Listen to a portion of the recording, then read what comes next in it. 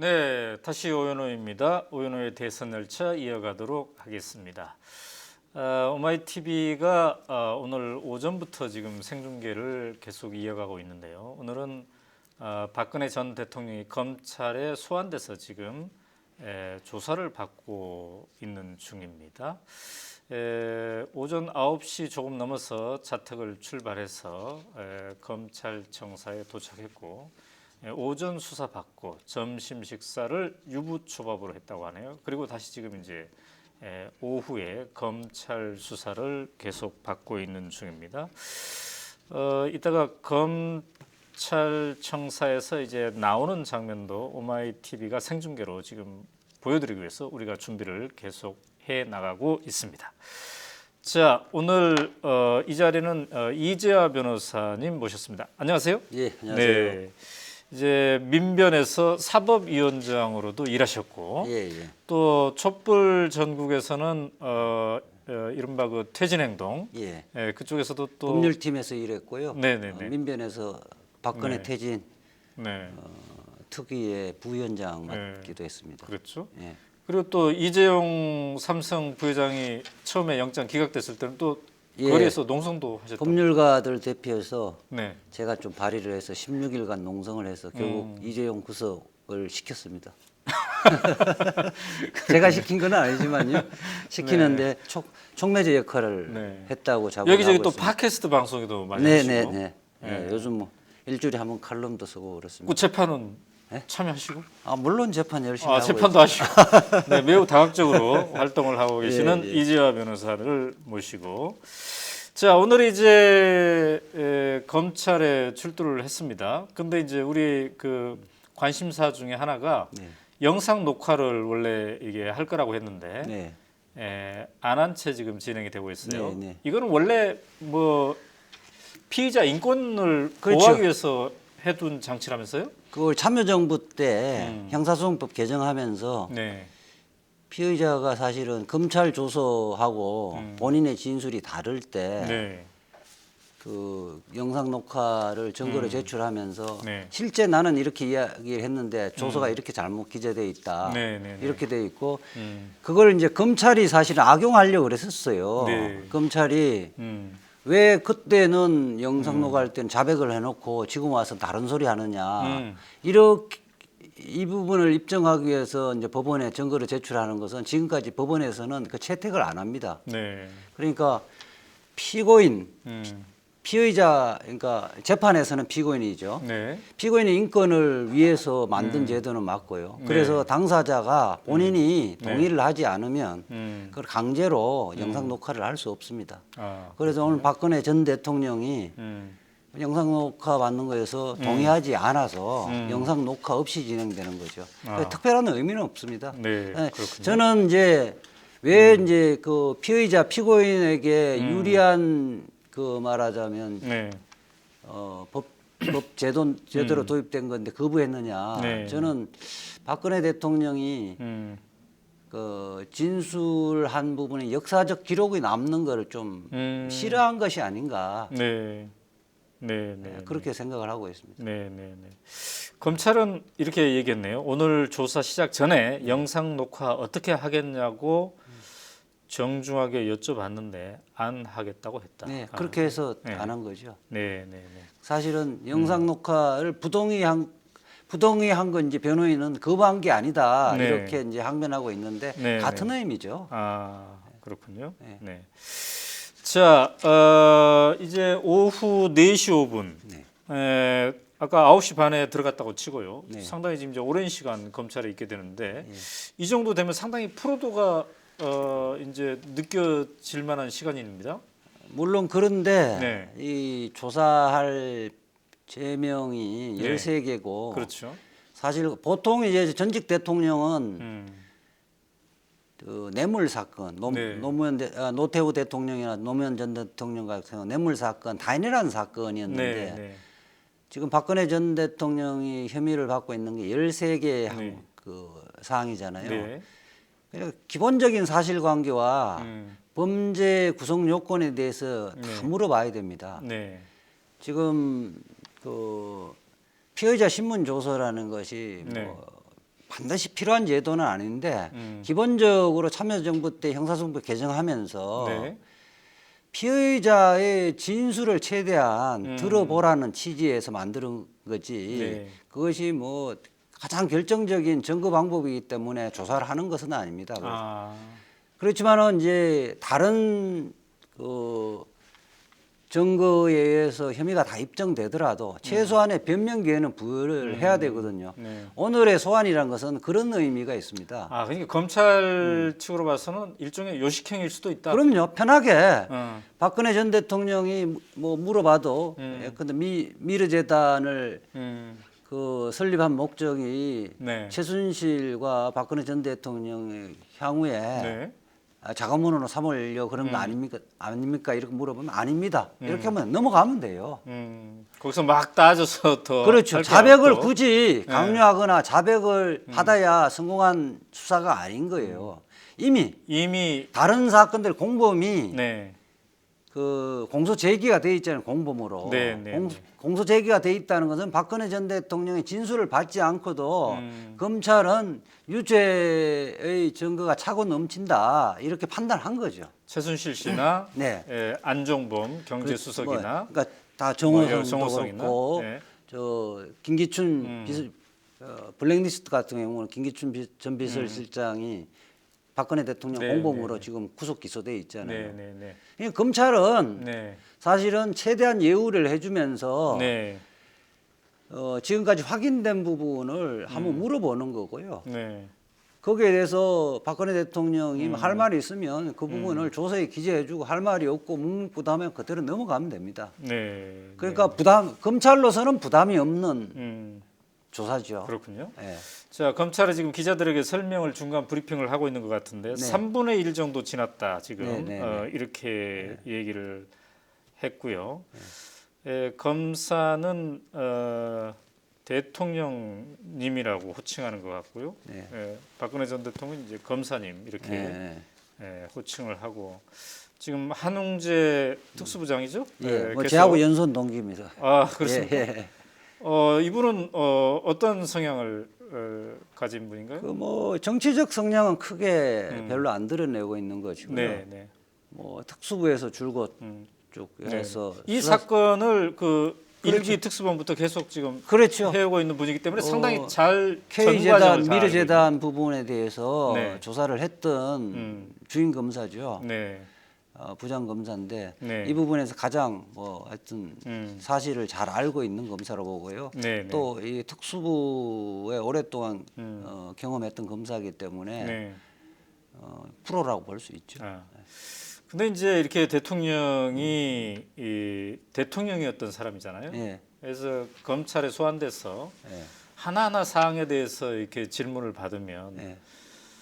심경이 참 착잡하기도 하고 또 모멸감을 느낄 수도 있겠습니다만 그 지난번 노무현 전 대통령 때 우병우 네. 전 수석이 좀 모멸적인 그 언사를 해서 그 구설수에 수사를 오르고 직접 제가 입회는 한 거는 아닌데 아니 그 우병우 우병우가 당시. 주임 검사였죠. 그렇죠, 주임 검사였죠. 그러면서 당신은 지금 지금 대통령이 아니라 피의자의 네, 네, 신분으로 와 있다 이렇게 하면서 상당히 모멸적인 언사를 해서 네. 불쾌감을 줬는데 네. 한웅재 검사나 이원석 부장 검사는 최대한 언어나 음. 말은 그 존중하는 언어를 선택할 겁니다. 네. 굳이 그렇게 자극해야 할 아무런 이유가 없는 거거든요. 아하. 구설수만 오르고 그냥 빌미만 주는 거죠. 네. 아까 그 중간 브리핑에서도 검사가 역정낸 적이 없냐고 그랬더니 특별히 그런 거 없다. 지금 순조롭게 조사가 지금 진행되고 있는 것 같습니다. 예, 하나 이제 좀 네. 걱정되는 게 이제 네네. 박근혜 전 대통령이 뭐 기자회견이나 이렇게 보면 네. 그 말씀하시는 게 문장이 잘 안 되잖아요. 비문과 그다음에 네, 이렇게 앞뒤 맥락이 없는 진술을 하는데 네. 그 부분 조서 정리하는 게 오히려 일반인보다는 시간이 좀 많이 걸리지 않을까. 네네. 아. 그렇죠. 네. 이게 이제 속기사가 아니거든요. 검사는 속기사가 말씀하시는 대로 그대로 다 기재를 하는 것이 아니라 네. 문장을 정리해서 음, 그다음에 법률적 의미를 담아서 좀 압축을 하는 건데 네. 뭐 주저리 이야기하면 그저로 이야기하면 그걸 그대로 칠 수가 없는 거예요. 그 정리하는 데가 이제 물론 이 속기사가 정리한 거를 네. 그대로 놔둘 수는 없고요. 네. 검사가 그 부분을 의미 있게 문장으로 정리를 다듬어야 되는데 그게 좀뭐 오 대표님도 알겠지만 기자를 해봐서 알겠지만은 네, 네, 네. 그 비문을 그렇죠. 제대로 된 문장으로 바꾸는 데는 시간이 좀 걸리죠. 네, 네. 그런 부분이 일반 피의자보다 시간이 좀 더 걸릴 거로 저는 생각하고 있습니다. 그렇군요. 네. 네. 지난번에 기자회견 네. 신년목 기자회견 할 때도 뭐 제가 그 기자들을 불러서 이렇게 했었잖아요. 네. 기자회견문을 한 A4 용지 3페이지 정도인데 제가 독해하는데 한 2시간 걸렸거든요. 네. 그러니까 이게 어떤 의미로 피의자가 말을 하는 건지를 분명하게 해야 나중에 이제 조서 열람을 하는데 시간이 적게 걸리거든요. 그렇죠. 네. 아하. 근데 이제 박근혜 전 대통령이 당시 대통령이 현직일 때 처음에 그 검찰 수사에 성실히 임하겠다 이렇게 얘기하지 않았습니까? 근데 그 뒤에 이제 임하지 않았어요. 예. 자, 오늘 시점에서 보면 그때 차라리 제대로 임했더라면 어땠을까? 저는 그렇죠. 기회는 사실은 네. 기회는 많았다고 봐요. 검찰에서 일기 특수본에서 2차례 네. 지금 소환을 조사를 요청을 했었는데 2차례 거부했고 특검 조사도 거부를 했고 결국 그것이 탄핵 사건에서 헌법재판소에서 네. 헌법 수호 의지가 없다고 판단하는 강력한 근거가 됐거든요. 그렇게 돼 있고 지금은 민간인 신분이 돼 있는데 네. 지금 또 이제 검찰은 지금 일기 특수본 때하고는 상황이 완전히 달라졌습니다. 네. 네. 지금 김순환 검찰총장과 그 중앙지검장 이영렬 검사장은 네. 지금 우병우로부터 수차례 전화를 받았다는 의혹을 받고 있기 때문에 네. 네. 그리고 국민들의 지금 박근혜 전 대통령을 구속해라는 여론이 60-70% 넘어서고 네. 있거든요. 네. 이 두 가지 관점에서 박근혜 대통령에 대해서 뭐 사실은 불구속 수사하고 싶어도 네. 할 수 없는 그러니까 재량의 여지가 굉장히 없어졌습니다. 그렇군요. 그런 측면에 봐서 저는 오늘 이렇게 좀 순순히 소환에 응하는 것도 검찰이 그런 상황에 처해 있다는 것을 고려를 해서 네. 되도록이면 검찰을 자극하지 않기 위해서 좀 순순히 응한 것이 아닌가 하는 생각을 하고 있습니다. 그렇군요. 네. 근데 지금 기자들에게 검찰이 중간 브리핑 한 거 보니까 네.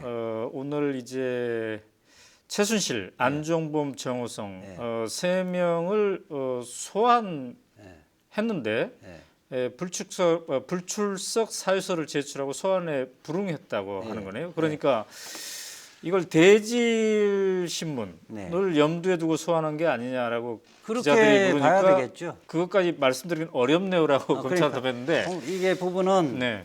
결정적인 부분에서 이제 대지를 신문을 반드시 해야 된다는 것이 필요한 상황이 오면 네. 대기를 시켜 놓으려고 그랬던 것 같아요. 아, 네, 네. 그래서 네. 이 부분이 이제 법정에서 대지를 하는 것보다 검찰에서는 검사가 좀 주도권을 갖고 하기 때문에 네. 이게 조소화되지면요. 법정에서 그 번복하기 상당히 어려운 부분이 좀 있습니다. 아, 그렇군요. 예. 음. 그것은 이제 주임 검사가 판단의 문제인데 네. 경우에 따라서는 피의자가 대지를 요청을 해도 안 해주는 경우도 있죠. 네. 그렇군요. 예. 네. 그래서 저는 뭐 이것이 결정적인 것 같지는 않고요. 검찰이 그런 얘기를 했죠. 증거는 차고 넘친다. 네, 네. 그래서 이제 뭐 오늘의 수사 혹은 내일 새벽까지 계속될지 모르겠습니다. 이 수사와 상관없이 네. 그동안에 나온 것만을 가지고도 구속영장을 청구하는 건 분명하다. 이렇게 예상하십니까? 그렇게 근데 삼성 그 이재용 부회장과 관련된 433 3억의 뇌물 부분, 네. 뇌물 공여자가 구속돼 있거든요. 네. 뇌물 공여자라는 것은 금액이 많더라도 네. 특가법이 적용이 안 되는 거고 형법이 적용되어지는 거거든요. 네. 네. 네. 그러니까 뭐 1,000만 원이든 430억이든 간에 법정형이 상한이 정해져 있습니다. 5년 이하의 징역입니다. 네. 그렇기 때문에 네. 뇌물 공여자와 뇌물 수수자에게는 뭐 형량으로 하면 뇌물 수수자가 뭐 10배, 100배 높죠. 네. 네. 뇌물 공여자가 구속돼 있다. 네. 그다음에 네. 뭐 블랙리스트의 공범인 이제 종범의 성격에 네. 비서실 김기춘 비서장하고 조윤선 그 장관이 구속돼 있잖아요. 그다음에 지금 공무상 비밀 누설 네. 정호성도 그 단일한 건으로 구속돼 있는데 네. 이건 뭐 다 다른 지금 구속돼 있는 그 피의자 지금 재판이니까 피고인이죠. 피고인들의 범죄의 합보다 더 큰 거니까 네. 당연히 뭐 구속 사유는 차고 넘치는 거죠. 그렇군요. 그래서 검찰은 무리하게 새로운 것을 새로운 사실을 얻으려 하거나 자백을 이 기회를 조사를 통해서 얻으려고는 전혀 하진 않을 겁니다. 네. 그렇군요. 네. 자, 그런데 이제 아까 그 우리가 저 박범계 의원하고 네, 또 네. 조국 교수랑도 네, 얘기를 해봤더니 네.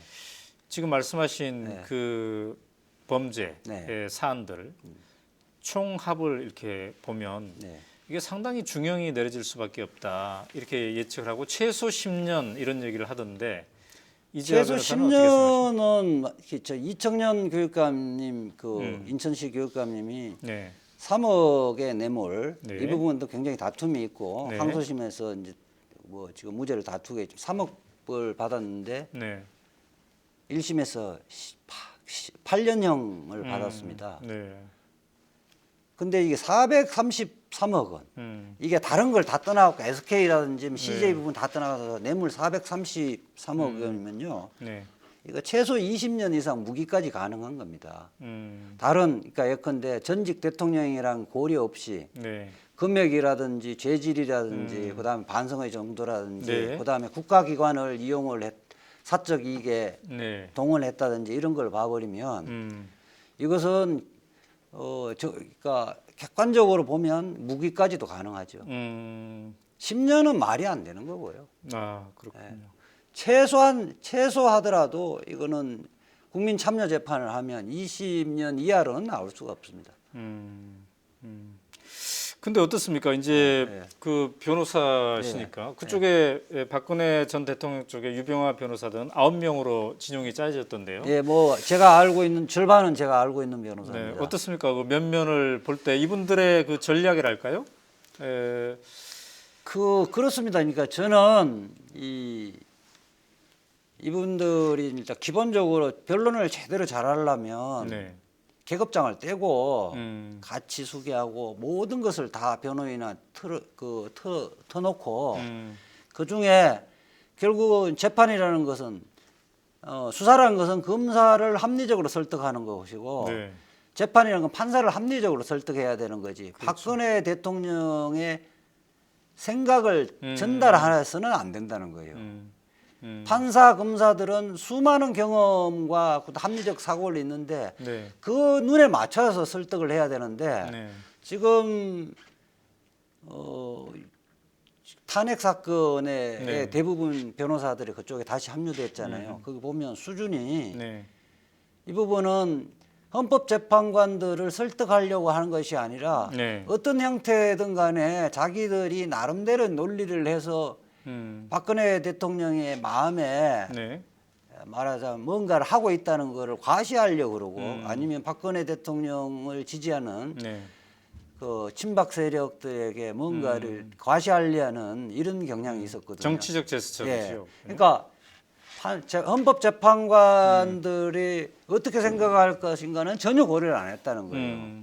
저는 그러한 이런 말한 분위기가 네. 계속 연장이 될 거로 보는데 그것은 결국 피의자, 피고인 박근혜를 죽음으로 몰고 가고 것이다. 음. 구렁텅이로 빠뜨리는 것이다 생각을 해야 돼요. 진정으로 네. 의뢰인을 생각한 행위가 네, 아니다는 네. 거죠. 저는 이제 열린우리당 시절 참여정부 시절에 장관, 뭐 국회의원들 수없이 이제 네. 뭐 수석들 수없이 많이 변론했었는데 네. 그것은 지위 고하를 막론하고 음. 지금부터는 내 이야기를 따라야 된다. 그리고 내를 중심으로 해서 최대한 이야기를 하지만은 판단은 내가 한다. 음. 변호인이 한다. 이렇게 가야 배가 산으로 안 갑니다. 아. 지금은 쭉 봤지만은 이 박근혜 대통령하고 유영하 변호사나 뭐 네. 손봉구 변호사가 잠시 가서 인사하는 정도지 수기하지는 않았거든요. 네. 그렇게 가면 제대로 된 변론을 할 수가 없어요. 아까 그 계급장을 떼놓고 네. 서로 상의해야 된다는 얘기는 박근혜 대통령하고 전 대통령하고 예. 변호사들이 그럼요. 허심탄회하게 예컨대 저는 그렇게 했습니다. 이제 예컨대 열린우리당 의장이라든지 네. 그 참여정부 때에도 초창기에 뭐 실세였던 네. 뭐 염동연 의원이나 음. 지금은 경기도 교육감의 이재정 교육감의 그 변론을 제가 했었는데 네. 이부영 의장 선거법도 변론했었는데 네. 보통 이제 그분들은 그렇게 이야기합니다. 뭐 제가 의장실에 오라 어디 호텔에서 만나자. 저는 그렇게 안 하면 제 사무실로 오십시오. 아.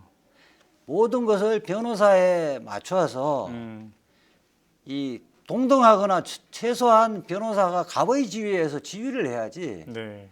거기 가면 변호사가 의뢰 지위에 됩니다. 그러면 변호사가 이니시티브를 갖지 못하는 거죠. 그렇군요. 그렇게 하면 제대로 된 그 전략 전술을 짤 수가 없는 거예요. 네. 네. 그 제가 만약에 뭐 그럴 가능성 없지만은 박근혜 전 대통령 변론하면 제 변호사 사무실 오라 그럴 거예요. 지금부터 내 말 안 들으면 당신 죽는다. 내 말을 잘 들으라. 그리고 당신의 이야기를 전달하는 것이 아니라 네. 판사들은 사실은 합리적 사실이다. 네. 판사들의 두뇌나 머리로 이해될 수 있는 사실이 중요한 것이지 네. 당신이 알고 있는 그 사실이 중요한 것이 아니다. 이렇게 조언을 해드리고 싶어요. 근데 이제 벌써부터 보도가 아까 네, 그 포털 사이트 주요 기사 이렇게 보니까 검찰이 고민 중이다. 구속할까 불구속할까 이런 것도 벌써부터 나오는데 이건 왜 그런 걸까요? 그거는 저는 그렇다고 봅니다. 이제 네. 사실은 검찰 입장에서는 오늘 포토라인에 서서 네. 진솔한 사과를 하면 검찰이 부담이 줄어들 건데 뭐 지금 탄핵 결정도 났고 네. 사실은 저는 가볍게 생각했는데 나중에라도 보니까 이것이 실정법을 위반했다. 나중에 했기 때문에 그 부분에 대해서 국민들 면목 없습니다. 이렇게 네. 한마디를 했으면 거기에 이제 일부에는 좀 이렇게 동정심도 살고 그럴 네. 텐데 네. 오늘 워딩은 딱 그래서 국민에게 송구스럽습니다 이렇게 이야기했잖아요. 네. 무엇이 송구스럽다는 것 말을 전혀 없었고 그 이야기는 네. 그거거든요. 하여튼 뭐 내가 이까지 여기에 조사받는 것까지 온 거에 대해 상황에 대해서 송구스럽다는 것이지 네. 내가 잘못했다는 이야기는 포함이 안 돼 있는 겁니다. 그러니까 지금까지의 몇 차례 기자회견이나 네. 대국민 담화하고 똑같은 스탠스를 취한 거죠. 그러니까 국민들의 분노를 잠재우기에는 턱없이 부족한 겁니다. 네. 그래서 검찰 입장에서는 스스로가 운신의 폭이 전혀 없는 거죠. 저는 뭐 구속영장은 피할 수가 없다 이렇게 생각하고 있습니다. 자, 그러면 이제 오늘은 넘기지 않을 것 같다라는 게 아까 검찰 얘기인가 보니까 오늘 조사한 분이 귀가합니까라고 물어봤더니 예 귀가합니다. 이렇게 얘기한 거 보니까 오늘은 넘기지 않고 일단 귀가를 시킬 것 같은데. 근데 그 본인은 이제 12시가 넘으면요. 네. 심야 조사 동의서를 발부받으면 네. 그 이제 보통 피의자들 같은 경우는 두 분 나오기 싫어합니다. 그렇죠. 그러니까 지금 보면 13가지를 조사를 하려면 최소한 새벽까지는 해야 될 것 같은데 네, 네. 근데 그거를 심야 동의서를 받지 않으면 위법한 조사가 됩니다. 심야 조사를 받겠습니까 하면 네. 다시 나오기 사실은 끔찍하거든요. 네, 네. 힘들죠. 네. 그러니까 아마 동의를 한다면 새벽까지 갈 것이고 동의하지 않겠다고 하면 네. 일단 귀가시켰다가 다시 부를 겁니다. 어쨌든 13가지 부분에 대해 범죄 구성 요건에 대해서 네. 최소한 사실관계도 물어봐야 되고 범죄 유형의 고의 문제라든지 구성 요건 각 구성 요건별로 네. 필요한 부분의 질문들에서 간단한 대답은 다 받아야 되거든요. 그거를 다 받지 않는 상태에서 수사는 마무리를 할 수가 없죠. 근데 갑자기 그런 궁금증이 생기는데요. 네, 네. 이게 이제 12시라는 네, 네. 제한이 있고 예.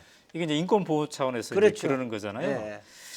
근데 혹시 이제 다른 나라 같은 경우에는 네. 뭐 오후 8시 이후에 조사는 안 한다든지 그런 것도 있습니까? 글쎄 다 외국은 모르겠습니다만은 네. 하여튼 사실 종전에는 그게 없어서 이게 꼭 박근혜 전 대통령이라는 걸 차치하고 예. 떠나서 말이죠. 일반인들이 그 검찰 가서 조사를 받을 때 오전 9시부터 예.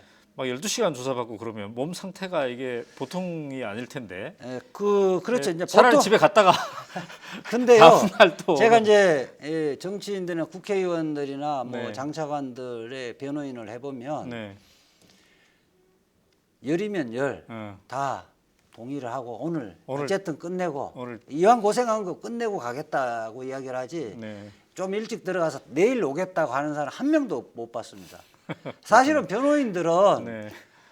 아유 저녁 그렇죠. 식사하기 전에 좀 늦게까지 8시까지 하고 나가서 밥 먹고 네. 다시 다음 날 네. 조사받으면 좀 말짱한 변호인은 기분으로. 편한데 네. 그리고 좀 더 이제 나가서 편하게 음. 같이 이야기를 좀 나누고 다음 조사에 좀 이게 준비를 하면 되겠는데 네. 그 피의자들은 그렇지 않아요. 신분 고하를 저는 신분에 관계없이 모든 사람들이 한 번에 완샷으로 끝내고 싶어요. 그렇군요. 박근혜 대통령 모르죠. 좀 일반인하고 조금 다르기 때문에 네. 다른 생각을 할 수도 있겠죠. 네, 네, 네. 자, 올곡구님은 이 화장실 변기 뜯어야 되는데 이런 얘기를 이렇게 농담 삼아 해주셨는데 지금 조사받는 과정에서도 적응하기가 상당히 글쎄 이제 새로운 지금 차원의 경험일 테니까 말이죠. 그러니까 이렇게 음, 대검 노무현 전 대통령이 있을 때 대검 중수부에 있었을 때는 별도로 네, 조사실 내에 음. 변기나 화장실이 있었었는데 네. 그 중수부가 폐지되면서 아, 여기 서울중앙지검에서는 네, 그 별도의 그 조사실 내에는 화장실이 없어요. 네. 이런 공용 화장실, 복도에 있는 공용 화장실을 사용해야 되는데 네, 네. 어쨌든 뭐 지금까지 보도된 바로는 박근혜 전 대통령은 남이 쓰던 화장실을 못 쓴다는 거 아닙니까? 네. 인천시 송영길 그때 글쎄요. 당시 시장 음, 그때도 뜯어내서 다시 네, 하고 거기에서 뭐 한두 번 사용하는데 뜯어내고 다시 설치했다는 거 아닙니까? 네. 뭐 하여튼 음, 큰 것은 참을 네. 수 있겠지만은 네, 네, 네. 소변은 네, 네. 뭐 어렵겠죠. 참기는 어렵겠죠. 자. 근데 서서히 민간인으로서 적응해 나가야 되겠죠. 네. 어떻습니까? 그러면 이제 구속영장을 청구할 것이다라고 네, 얘기했는데 그 시점은 어떻게 될까요? 시점은 여러 가지를 고려할 것 같아요. 이제 물론 검찰이 가볍게 생각하지는 않을 거고요. 네. 바로 뭐 긴급 체포해서 구속할 것 같지는 않고 음, 저는 뭐 늦어도 다음 주 월요일까지는 청구하지 않을까. 일주일을 넘기지는 않을 것 같고요. 그래서 이게 이제 검찰이 생각을 하는 부분에서 국민들의 네. 그 여론을 의식하지 않을 수가 없거든요. 네, 네. 그리고 자, 근데 또 어떤- 형평성 문제도 있고. 어떤 사안 때는 그 이렇게 불러서 조사하다가 긴급 체포를 합니까? 어떤 사안일 경우? 그 사실은 이제 이것도 이제 사실은 네. 좀 불평등한 건데요. 네. 사회적 신분 있는 사람들은 네. 일단 기각시켜 놓고 음, 도저히 의뢰가 없다고 보고 네. 이제 구속영장 청구를 하고 네. 그래서 이제 영장 실질 심사 단계에서 네. 법원의 결정이 나오기 전까지만 이렇게 구치소든 그렇죠. 경찰서에서 일단 이렇게 말하자면 그 대기를 시켜 놓는데 네. 그 이제 긴급 체포 같은 경우는 도주의 우려가 도주의 굉장히 우려. 그 높은 경우에는 이제 그렇게 하죠. 그렇군요. 뭐 박근혜 전 대통령이야 뭐 도주까지는 도주는 우려는 없는데 저는 네. 항상 이야기하는데 네. 도주 우려와 증거 인멸에는 반비례한다고 봅니다. 어, 사회적 신분이 있는 사람은 이제 이재용 부회장 같은 경우는 도주는 쉽게 하지 않겠죠. 기업체도 네. 있고 네. 쉽지 않는데 어, 그만큼 사회적 지위가 있는 사람들은 증거 인멸의 우려가 굉장히 있습니다. 사회적 그럴 수 영향력이 있겠네요. 있으면 네, 네, 박근혜 전 대통령 물론 이제 삼성동으로 자택으로 왔지만은 네. 실질적으로 청와대에서는 그 수하에 있었던 네.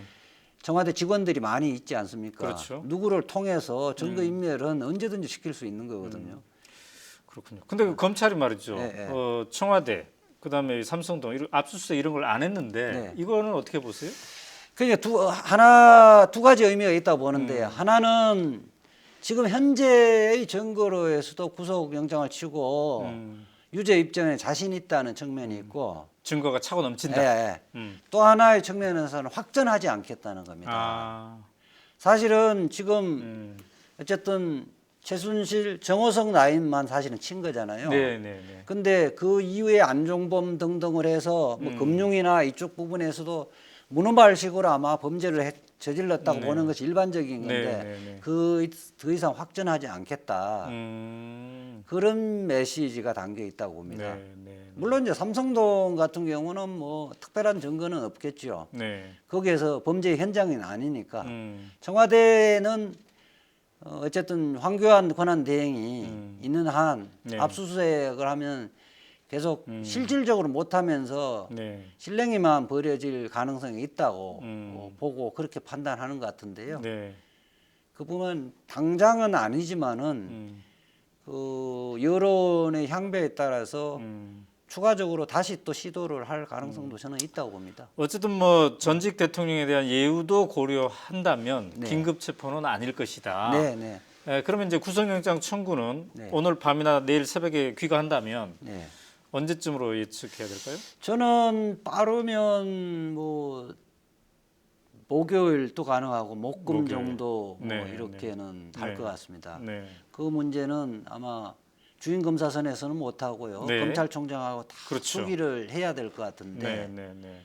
그렇게 보고 음, 검찰은 또 하나는 아까 이야기했지만은 네. 검찰총장과 지금 중앙지검장이 불신을 네, 국민의 네. 불신을 받고 있기 때문에 그동안 이게 뭐 했냐는 우병우 수석으로부터 우병우 수석과의 관계에서. 그 일기 특수본 부분에서 사실상 제대로 수사를 못했잖아요. 네, 네. 특히 이제 뇌물 부분도 특검이 밝혔고 네. 특검은 70일 동안 진짜 그 화려한 성과를 냈음에도 불구하고 네.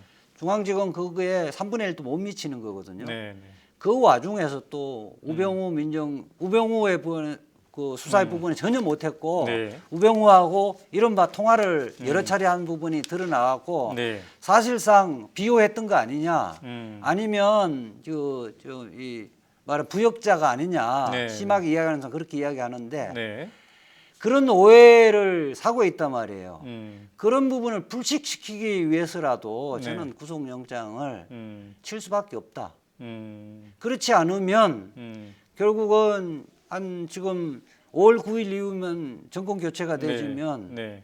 결국은 검찰 개혁, 음. 검찰 도저히 이 상태로 놔둘 수 없고 네. 고위공직자 비리 수사처를 만든다든지 그 수사권과 공소권 분리 네. 문제는 다음 정부에서는 뭐 어떤 필연적으로 될 그렇죠. 수밖에 없기 때문에 네. 자신의 그 검찰 조직을 보존하기 위해서도 지금 뭔가를 좀 선명하게 보여줘야 하지 않을까 이렇게 생각하고 있습니다. 네. 아까 이제 우병우 네. 민정수석 얘기를 했는데 네. 전 민정수석 이 부분에 대한 검찰의 앞으로의 수사는 예. 어떻게 예상하십니까? 저는 뭐 이제 검찰이 우병우 이른바 라인이 아닌 사람으로 팀을 네. 꾸려서 수사를 하고 있다고 보는데 문제는 우병우가 그다음 민정수석으로 있으면서 요직을 네. 다 자기가 인사를 사실상 했잖아요. 네. 하고 특히 지난번에 정윤회 문건 같은 경우는 합작품을 만든 거거든요. 네. 검찰 수뇌부하고 해서 실질적으로 이것이 이 내용이 맞는지를 보지 않고 유출 사건으로 완전히 그렇죠. 바꿨거든요. 네. 그 부분에서는 사실상 공범자의 지위에 있는 거예요. 네, 네, 네.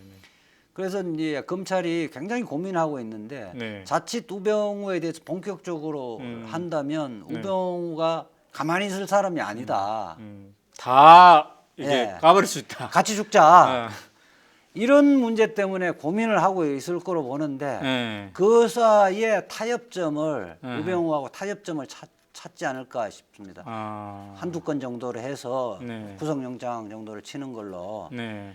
협상을 하지 않을까 하는 생각이 들어요. 그러면 우병우 전 민정수석은 감옥 갈 생각은 하고 협상을 한다는 얘기인가요? 그거는 윈윈을 하기 위해서는 네. 우병우를 불구속 상태에서 기소를 하면 국민들이 검찰을 믿을 수 있겠습니까? 네. 그리고 사실은 박영수 특검을 연장해서 가장 핵심은 네. 박근혜 전 대통령에 대한 수사가 아닙니다. 음, 여기 박영수 특검에서 우병우를 구속 수사를 하지 못하면 친정집에서는 도저히 할 수가 없다. 네. 사실상 가장 큰 그 연장의 이유였던 거죠. 네. 그리고 만약에 불구속 수사를 한다면 아마 시민사회뿐만 아니라 언론이 네. 검찰이 아니면 벌집 수사됐지 아마 수사될 겁니다. 자, 그 우병우에 대한 본격 수사는 언제쯤으로 예상하십니까? 근데 지금은 하고 있을 거로 보는데 네, 네. 지금은 계속 준비를 하고 있는데 네. 박근혜 대통령에 대한 조사가 끝나면 바로 저는 착수를 소환을 할 거로 봅니다. 박근혜 다음은 우병우다. 예. 그만큼 우병우 세력이 검찰 곳곳에 많이 뿌리내려 있다고 봐야 되겠군요. 아니 실제 검찰 인사를 박근혜 대통령이 했다기보다는 우병우가 다 했다고 봐야죠. 몇년 자신이 민정수석으로 있는 기간 동안 그것뿐만 아니라 검찰, 국정원, 경찰 인사를 다 전행을 했죠. 그리고 보통은 이제 검사 출신이면 네. 친정집에서는 평가가 우호적인데 네.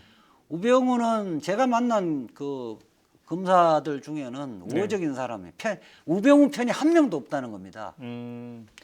그게 자, 그런데 여기서 이제 약간 그 인물 우병우에 대한 특별한 관심이 가는 거는 예, 그동안 뭐 민정수석 여러 사람이 해봤잖아요. 예. 근데 다른 민정수석들이 이처럼 검찰을 좌지우지하지를 못했는데 왜 우병우는 특별히 이랬을까요? 우병우는 이른바 들어갈 때 예컨대 김기춘 같은 경우는 자기 그동안 정치 그 나라다면 네. 그 위상이 있기 때문에 네. 문고리 3인방의 밑으로 들어갈 사람이 아닙니다.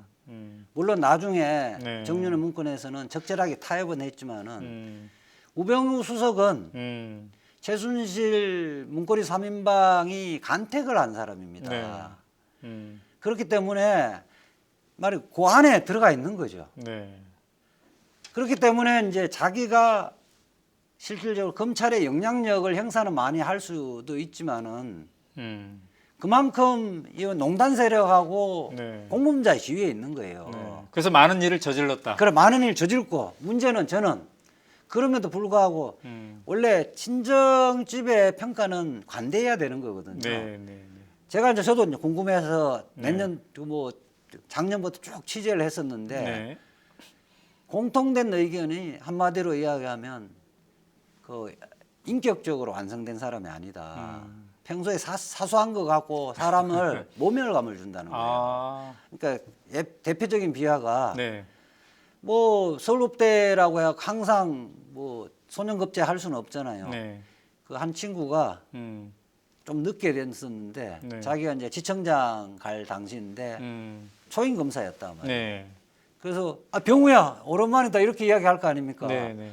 대꾸도 안 하고 갔다가 그 다음 날 조회를 할 때 네. 그거를 예를 들면서 어. 전체가 있는 상태에서 그 사람 무한을 줘버리는 거예요. 그래서 잘 나가던 사람들에게는 굉장히 과잉충성을 하고 자기보다 동급이가 낮은 사람에게는 상당히 좀 짓밟는 형태여서 사람들이 뒤로 돌아서는 다 욕을 한다는 거죠. 그렇군요. 네. 자, 우리가 지금 이제 박근혜 다음은 우병우다. 네. 이런 말씀을 하셨기 때문에 네. 우병우에 대한 얘기를 좀 더 길게 해봤습니다. 네. 아까 이재하 변호사께서 내가 취재를 해봤는데 네. 이런 얘기를 하니까 좀 새롭습니다. 제가 옛날에 그 말지 같이 했었죠. 월간 말지에서 기자로 함께 네, 활동하셨던 분인데 지금은 이제 변호사가 돼가지고 네. 다른 영역으로 갔습니다만 변호사도 취재를 잘해야 되겠군요. 아 물론 그렇고요. 네. 변호사도 결국은 문장으로 승부하는 말로 승부하는 것이 아니라 글로 승부를 하는 겁니다. 말보다 변론도 네. 글을 바탕으로 한 거기 때문에. 그러죠. 뭐 법정에서는 시간이 한계가 있기 때문에 네. 몇 마디 못 하고 네. 물론 이제 신문을 잘해야 되겠지만은 아하. 전체 변론 요지서라든지 준비 서면 음. 이런 부분 판사를 설득하는 작업이거든요. 네, 네. 어떻게 하면 쉽게 음. 빨리 이해를 시킬 것인가. 아. 무엇이 본질인가를 캐치해서 그걸 이해를 시키는 거죠. 이른바 그 기자로 따지면 핵심을 잘 그렇죠. 잡아야 되겠군요. 네, 네. 네. 근데 그런 측면에서 본다면 네. 박근혜 전 대통령이 함께했던 그 헌재 변호사 집단들, 네. 또 이번에 이 검찰 수사 과정에서 함께하는 변호사 집단들, 네. 좀 역량이 좀 함량이 미달이라고 그렇죠. 개인적으로 보나요? 네, 뭐 하여튼 보면 제가 볼 때는 네. 제가 아는 사람 중에 그렇게 좀 뛰어난 사람은 없어 보인다. 음. 능력이 뛰어난 사람이 없어 보인다는 측면이 있고 네, 또 하나는 네. 피고인이 합리적이어야만이 변론을 할 수 있습니다. 그래야 뭐 변호사들도 좀 가서 도와주고 싶고 그러겠죠. 예, 아니 똑같은 사실관계도 네. 나는 사실은 여름에 음. 털모자 쓰고 뭐 돈을 받았다. 네. 이거를 판사가 어떻게 이해하고 사실이 그렇다 하더라도 평소에 합리적인 생각을 하고 합리적인 사고 그렇지. 여름에 털모자 쓴 사람 없으니까. 행동 패턴을 갖고 있는 사람은 그걸 갖고 설명을 하면 네. 우리가 보통 상대방은 합리적인 사람이라고 전제해서 설득하잖아요. 네, 네, 네. 비합리적인 사실인데 이것이 진실이라 하더라도 음. 이것을 이야기해 갖고는 상대방이 믿지를 않는다는 거예요. 그렇죠. 그래서 피고인이 비합리적이면 사실상 무죄지만 네. 무죄를 이끌어내기 상당히 어렵다. 물론 이제 박근혜 대통령이 무죄라는 취지는 아니고요. 네. 박근혜 대통령은 기본적으로 본인이 법이고 본인이 죄가 안 된다고 하면 네. 남들이 어떻게 하든 간에 객관적으로 그것이 범죄가 되든 간에 그 확신을 갖고 있어 버리잖아요. 네, 네. 그것은 선이라는 확신을 갖고 있고 다른 사람 이야기는 듣지 않잖아요. 네. 네. 그런데 여기서 변호사는 그 부분을 그걸 그대로 테이블 위에 올려놓고 이렇게 이야기하면 안 된다고 조언을 할 수 있어야 되는데 네. 과연 그렇게 조언을 할 수 있는 강심장을 갖고 있고 네. 그 대등한 지위에서 대화를 할 만한 그 변호사가 있느냐 저는 없다고 봅니다. 그렇군요. 네. 자, 우리가 지금 이제 박근혜 전 대통령이 지금 검찰에서 소환되어서 수사를 받고 있기 때문에 오늘 오마이TV가 특집으로 하루 종일 이렇게 여러분들과 함께 관련 이야기를 나누고 있습니다. 지금 민변의 사법위원장으로 활동했던 이재하 변호사님 모시고 얘기를 나누고 있는데요. 어쨌든 그 이재하 변호사가 이제 촛불 전국에서 네, 네. 이른바 그 퇴진 행동 예, 시민들과도 또 함께했는데 네. 그때 그 변호사들의 역할은 주로 어떤 거에 초점이 맞춰져 있었습니까? 저희들은 저는 뭐 그 퇴진행동 대표작으로 기조 연설도 하기도 하고 저도 들었어요. 예. 언제 촛불 집회 우리가 중계하는데 예. 누군가 익숙한 목소리가 나오는데 이재하 변호사의 목소리더군요. 그렇게 하고 이제 네. 이 탄핵 정국이란 게 다 이게 뭐 최순실 재판도 네, 그렇고 네, 네. 박근혜 그 당시의 대통령도 그렇고 범죄와 관련됐기 때문에 네. 법률적인 조언이 필요한 거고 네. 그 성명서나 논평을 쓰더라도 법률적 지식이 없으면 논평을 못 씁니다. 제가 이제 50대 중반인데 네. 이 나이에 제가 네. 직접 성명서도 쓰고 네. 기자회견도 하고 그러니까 기자회견장에는 항상 변호사가 필요한 거죠. 이 법률적으로 설명을 해야 되기 때문에 네. 그러니까 이 우리 20차 촛불 집회 내내 네. 몇 4개월 동안 법률가들이 항상 필요했던 거고요. 그렇죠. 의사 결정할 때 초반에도 뭐 하야를 요구할 것이냐, 탄핵을 요구할 것이냐, 뭐 여러 가지 예. 그런 것들이 막 많았었죠. 그런 문제도 있고 중간 중간에 이제 네. 검찰에 대해서 특검에 대해서 우리가 고소 고발을 한다든지 네. 그 비판을 한다든지 촉구를 한다든지 이런 네. 부분들은 변호사 역할이 굉장히 절대적이었죠. 그러니까 어찌 보면 이제 이 촛불 진영하고 예. 박근혜 진영하고 이렇게 비교를 해보면 예. 이쪽은 그 시민들이랑 예. 또 법률가들이 상당히 예. 잘 호흡을 맞춘 것 같아요. 근데 그거는 차이가 네. 자발성에 기초하는 거고 그 자기 의지에 기초를 해서 네. 자발적으로 모인 집단이고 그쪽은 정치적으로 아. 박근혜 대통령이 아직 정치적인 권한이 있다고 보고 거기에 줄 선 사람들하고 차이가 있는 거죠. 그 차이가 있는 아무리 그 줄을 서도 이렇게 막 헌재 그렇게 막말을 하는 서석구 변호사나 그런 사람들을 어떻게 함께 했는지 모르겠어요. 글쎄 그 문제는 결국 이제 박근혜 대통령의 역량의 문제라고 보는데 네. 박근혜 대통령이 저는 그래요. 변호인이 네.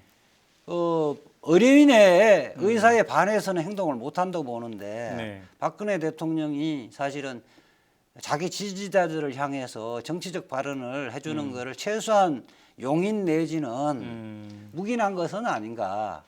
그렇기 때문에 그런 사람들이 그렇게 행사할 수 있었다고 봅니다. 사실 뭐 박근혜 예. 대통령 당시 대통령일 때 예. 그 정규제 TV에서 예. 그 발언한 거 보면 예. 이 모든 게 누군가가 기획된 것이다. 네. 뭐 이런 식으로 얘기한 거 보면 그렇죠. 그 연장선상에 있는 거죠, 사실은. 그렇게 하고 이제 판단 능력이 음. 사실은 없죠. 본인이 네. 없기 때문에 네. 그것이 또 뭐 김평우 변호사나 이런 사람 이야기하면 그것이 탄핵 기각이나 각하 결정하는데 도움이 될 거라고 이야기를 하면 네. 그 본인이 판단해야 되는데 그 판단 능력이 없었던 거죠. 뭐 보통 그렇게 하면 우리가 이제 재판이 연루됐을 때 당사자 피고인 같은 경우는 네. 일반적으로는 기자회견 하고 싶어하는 욕망이 있거든요. 네. 그 저희들은 자제를 시킵니다. 그게 다른 시민단체가 하는 거는 모르겠지만 본인은 네. 재판 받을 때까지 가능하면 언론에 직접적으로 발언하는 것은 별로 좋지 않다. 오히려 재판부를 자극할 수 있다. 자극할 수 있고 그것은 이 법정에서 판사를 직접 설득하려고 하는 것이 아니라 네. 다른 여론을 통해서 압박을 하는 형태로 보이기 때문에 네. 별로 좋아하는 판사들은 별로 없죠. 그것도 정당하지도 않고요. 네. 내용 자체 목소리가 정당한 목소리면 경우에 따라 그럴 수도 있다고 보는데 자, 어떻습니까? 아까 그 조국 교수나 박범계 의원 같은 경우는 이런 검찰만을 봤을 때 검찰이 제대로 서기 위해서는 고위공직자 비리수사처 이게 이제 반드시 필요하다라고 얘기를 했는데 거기에 이제 동의하고 또 뭐가 필요할까요? 왜 이렇게 우병우 같은 사람에게 검찰 조직이 전반적으로 휘두를 수 있는가? 이런 거를 반복되지 않기 위해서 검찰이 개혁돼야 된다면 뭐가 또 필요할 것 같습니까? 고비처 말고? 저는 어쨌든 검찰이 권한 자체가 비대하기 때문에 그래서 기본적으로 수사권하고 기소권이 분리가 돼야 됩니다. 그리고 이제 예외적으로 수사권만 갖고 있어야 된다. 예컨대 경찰 비리라든지 그다음에 경찰의 인력으로 할 수 없는 우리가 이제 뭐 지금 이제 박근혜 대통령의 수사라든지 특수한 경우에 수사하는 그런 것도 검찰이 검찰에서 아닌 게 아니라 수사청과 기소청을 분리해서 수사청에 검사들이 오면 경찰이 지휘해서 수사를 하도록 하면 됩니다. 그러니까 권한이 비대해지면요, 그 결국 권한을 남용하게 돼 있습니다. 저는 원칙적으로 그것이고요. 그것은 이제 굉장히 논쟁거리가 되고 논란이 있어서 오랜 논란이었죠. 당장 쉽지는 않을 텐데. 고위공직자 비수사처는 이렇게 비교하면 쉽습니다. 박영수 특검이 70일 동안 검찰이 그렇게 오랫동안 못했던 부분을 해냈지 않습니까? 그거는 대통령의 임명권자의 눈치를 안 보고 오로지 국민들의 힘만 믿고 갔기 때문에 가능했던 거거든요. 고위공직자 비리수사처는 박영수 특검 같은 것이 상설화돼 있다고 보면 됩니다. 그래서 그 지금 검사, 판사 비리, 그다음에 권력형 비리 이런 부분을 전담하는 것은 필요하고 저는 그 자체로 존재하는 것만으로도 검찰하고 경쟁을 붙일 수 있고 네. 또 검찰의 비리도 그만큼 없어진다고 봅니다. 고위공직자 비리 수사처 네. 이거를 강조하셨는데 거기 처장은 어떻게 결정됩니까? 그럼? 그 부분에 이제 입법이 몇 가지가 나와 있는데요. 네. 국회에서 고위 그 인사 추천위원회를 네. 지금 뭐 법무부, 뭐 대법원 등 대한변호사협회 등등을 해서 추천을 하고 거기에서 한 명으로 단수를 해서 대통령이 형식적으로 임명하는 형식으로 되어 있는 거죠. 그러니까 지금 검찰총장은 대통령이 임명하는데 예, 그렇죠. 이거는 이제 국회와 예. 다른 기관들의 협의에 의해서. 예. 아, 그리고 또 하나는 이제 검찰 그 법무부가 사실은 검찰에 종속돼 있습니다. 네, 네. 다 검사들이 주요 요직을 다 파고 있는데 네. 법무부도 탈검찰화를 해야 돼요. 그렇죠. 예. 그러니까 검찰이 모든 것들을 지금 교도소 행정까지 출입 행정까지 모든 걸 다 장악하고 있잖아요. 그 미국처럼 검찰총장을 직선으로 이렇게 뽑는 거에 대해서는 그 어떻게 문제에 대해서는 이제 일부에서는 시민단체 논의되고 있는데 네. 저는 개인적으로는 좀 반대를 하고 있는 거지. 자칫 잘못하면 네. 정치화할 수도 있다는 생각이 들고요. 아하. 그래서 사실은 인사권을 남용하지 못하게끔 하고 네. 특히 이제 검찰이 95% 이상은 잘합니다. 이 권력형 비리 문제라든지 네. 그다음에 권력 쪽에서 청부 수사하는 문제에 대해서만 사실은 문제가 되는 거거든요. 네. 그것은 저는 5% 미만이라고 봅니다. 네. 자, 이제 마무리할 네. 시간이 되었는데요. 네. 어쨌든 지금 이제 박근혜 전 대통령에 대한 수사가 계속이 되고 있는데 우리가 이제 교훈으로 네. 전직 대통령의 현직 대통령의 헌재 파면, 네. 그다음에 지금 이제 또 수사 이걸 보면서 교훈으로 삼아야 될 거 짧게 마무리해 주시죠. 저는 그렇습니다. 지금 이재용 부회장, 삼성 부회장이 79년 만에 삼성 총수로서 네. 구속되고 네. 전직 대통령이 처음으로 파면되고 네. 곧이어서 저는 뭐 구속이 될 거로 보는데 네. 이 부분은 대한민국 헌정사상 네. 특히 헌법에서 형식상 법 앞에 평등이 네. 국민의 힘으로 실현되는 네. 시대가 왔다. 그래서 지금은 검찰이든 권력이든 간에 네. 일단 선거로 해서 당선되거나 아니면 그 자리에 오면 네. 국민들을 보지 않는데 이제 국민들은 아하. 항상 선거 때 네. 표를 찍는 기계가 아니라는 것을 선언한 것입니다. 이제 국민들은 상실적으로 주권자로서의 행동을 하겠다는 네. 그런 표출이 국민으로 거듭났기 때문에 이제 모든 권력은 네. 국민들의 눈치를 봐야 되고 국민들은 권한 남용하는 걸 용납할 수 없는 시대가 왔다. 그것이 우리 시민혁명의 위대한 유산이라고 저는 네. 생각하고 있습니다. 네, 이재하 변호사님 오랜 시간 감사합니다. 네, 감사합니다. 감사합니다. 마지막 하나까지 제거하지 못하면 또다시 증식하는 헬리코박터 HP7으로 더 강하게 헬리코박터 프로젝트 윌 더 이상 방치하지 마십시오.